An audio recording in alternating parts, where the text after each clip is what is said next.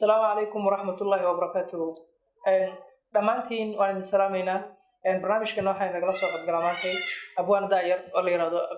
أبوان عبد الرحمن أو كم قاعد لغوي أبوان كسر برنامج. وكله aad baan mahadsantiin أبوان waxaa tahay abwaan daayar Soomaaliduna waxay lahayn jirtay abwaano daawaweyn laakiin ayaantan dab waxaa soo baxayo maxaabuubkii kadib abwaano daayar yar oo muxuu ahaay aad iyo aad u wanaagsan ayaa soo baxay abwaan bal waxaad inooga sheekaysaa taariikh nololeedkaaga halkaad ku dhalatay iyo saad ku timid dalkani Kenya aan marka magacaygu waa Cabdiraxmaan Axmed Jibriil oo ku magac dheer abwaan weey hadaan ku bilaabo waxaan ka imid gobolka Sool gaar ahaan magaalada Laascaanood waxaan Kenya soo galay taariikhda markay ku beegneed abaaro 2010kii markaas ay ugu horeysay Kenya ilaa hadda waa ku suganahay adigu aad iyo aad ay u maasanta waxaad inoo sheegtay 2010ka inaad soo gashay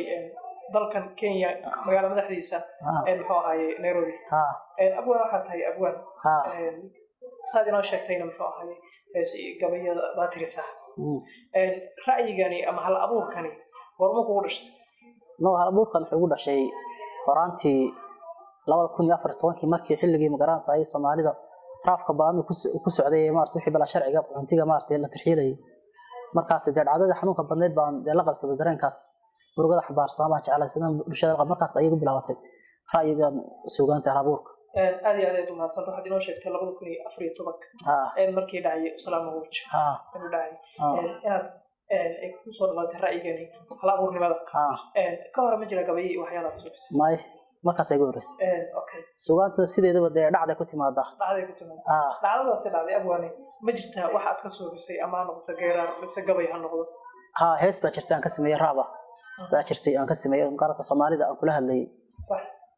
marka Soomaalida waxaan tusayay magaranaysa wada shisheeye oo safaayada waxaan dalkeeda uga faa'iido badan yahay sax markaas waxaan yiri Soomaalida Kenya kadeedku ku haysto koonayaasha adduunka mana kaalmo karaysan marka adduunka baa qudiray moogta marka kadeedka adduunka iyo kurbada Kenya nagu haysata kuleelka askarta karaamada daridooda koona kastaba taagan kama dhaha doonka ku shilkeenta koladan ku haajirno dhulkeena ka aadna Kenya ka kaaftoomi lahayn kariimka Ilaahay xasan ku karaamay koonfur iyo qoy koonkeena way kala faada shacabka Kenya ku haasan ku daawanaysa Soomaalida Kenya kadeedka ku haysto markaas raab waa taasay ugu horeysay wadama heestaas dhaxtaan way leedahay raab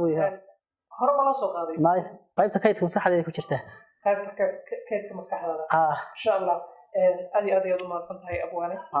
barnaamijkana waa barnaamijka ugu horeeyay oo ka soo qabanno abwaan lugay waa abwaan daayar oo ku nool xaafadda Isli magaalada Nairobi ee dalka Kenya barnaamijkana barnaamijku xigo intaynu ka gaareyno waa aniga abwaanko idan leh kada waay kula iyo kulan dambe xiisa